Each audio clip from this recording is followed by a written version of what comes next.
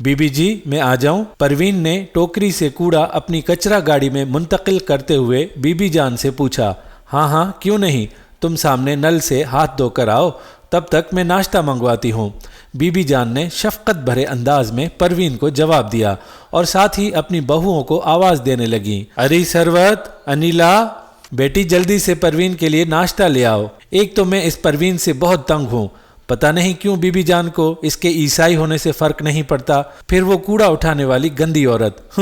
سروت بیگم دانت کچکچاتے ہوئے ناشتہ بنانے لگی۔ ہاں بھابھی، مجھے بھی اس گھر میں 2 سال تو ہونے کو آئے ہیں، میں بھی یہی دیکھ رہی ہوں کہ پورے پروٹوکول کے ساتھ کوڑا اٹھانے والی پروین صاحبہ کو ہر صبح ٹرے میں ناشتہ پیش کیا جاتا ہے، کچھ کہو تو یہ کہہ کر خاموش کروا دیا جاتا ہے کہ اسلام تلوار سے نہیں اخلاق سے پھیلا ہے۔ انیلا بیگم بھی برا مناتے ہوئے گویا ہوئیں۔ تم 2 سال کی بات کر رہی ہو، میری شادی کو 3.5 سال ہو چکے ہیں، اس سے بھی پہلے پتہ نہیں کب سے یہ سلسلہ پوری آب و تاب سے چل رہا ہے، سروت بیگم نے کہا، اور بے دلی سے ٹرے سجائی اور مصنوعی مسکراہٹ ہونٹوں پر سجائے لان میں بیٹھی پروین کے سامنے رکھی اور پلٹ گئیں۔ کھاؤ کھاؤ، اور ہاں دیکھو پیٹ بھر کر کھانا، روٹی اور چائے تو لے لینا۔ ہمارے پیارے نبی صلی اللہ علیہ وآلہ وسلم کا فرمان ہے کہ بھوک اور تکلف کو ایک جگہ اکٹھا مت کرو۔ بی بی جان نے اس کے سامنے جگ سے پانی نکال کر رکھتے ہوئے کہا، مگر دوسرے ہی لمحے حیران رہ گئیں۔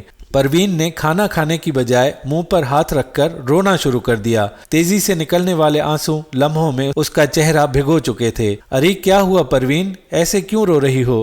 گھر میں سب ٹھیک تو ہے نا؟ کوئی مسئلہ تو نہیں؟ بی بی جان نے گھبرا کر ایک ہی سانس میں کئی سوال کر ڈالے اور پروین کی طرف پانی بڑھاتے ہوئے کہا، اچھا سب چھوڑو، لو پہلے پانی پیو۔ پروین نے پانی پیا اور کچھ دیر سر جھکا کر بیٹھی رہی۔ اس کی آنسوؤں بھری کچھ سوچتی آنکھیں پل بھر کو بی بی جان پر ٹکیں۔ بی بی جان، مجھے اپنے نبی کا کلمہ پڑھا دیں، میں مسلمان ہونا چاہتی ہوں۔ کیا کیا کہا تم نے؟ بی بی جان نے بمشکل فقرہ پورا کیا۔ جی بی بی جان، میں بہوش و حواس مسلمان ہونا چاہتی ہوں، پروین بولی۔ تم نے یہ مذہب بدلنے کا اتنا بڑا فیصلہ کس طرح اتنی آسانی سے کر لیا؟ بی بی جان ابھی تک یقین نہیں کر پا رہی تھی۔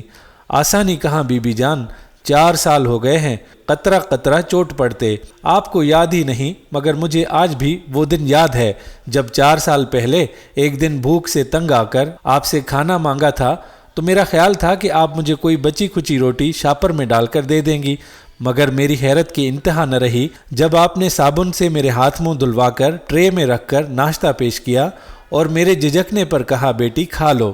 ہمارے قرآن میں جگہ جگہ بھوکے کو کھانا کھلانے کا حکم دیا گیا ہے، اور یہ حکم صرف کسی مسلمان کے لیے نہیں بلکہ ہر اس شخص کے لیے ہے جو بھوکا ہو۔ پھر یہ ٹرے میں سجے قیمتی برتن آپ مجھے عام برتنوں میں دے دیتی، میں اسی میں کھا لیتی۔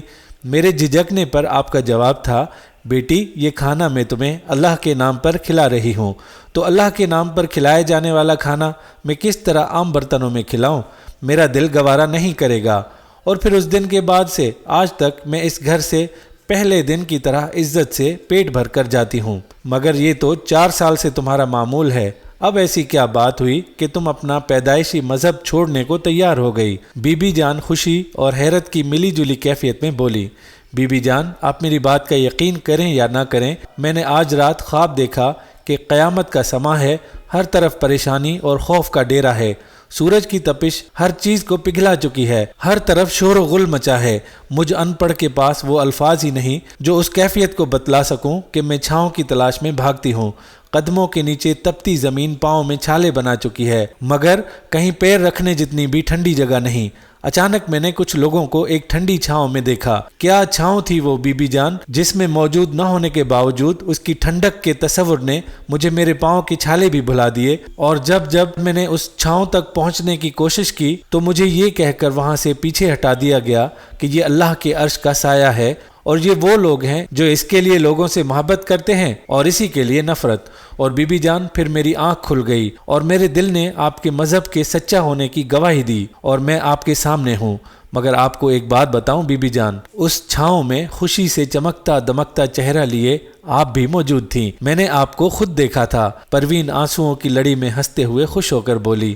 حیرت اور مسرت سے بی بی جان کا منہ کھلے کا کھلا رہ گیا اور وہ پروین کو کلمہ پڑھانے کے لیے غسل کرنے کا کہہ کر خود سجدہ شکر ادا کرنے چل پڑیں۔ انہیں کیا خبر تھی کہ 4 سال تک اسم اعظم یعنی اللہ کے نام کا کھانا کھلانے سے جہاں اسے ہدایت کا نور عطا کیا جائے گا، وہیں خود انہیں بھی روز قیامت سایہ عرش کی خوشخبری اسی کے ذریعے پہنچا دی جائے گی۔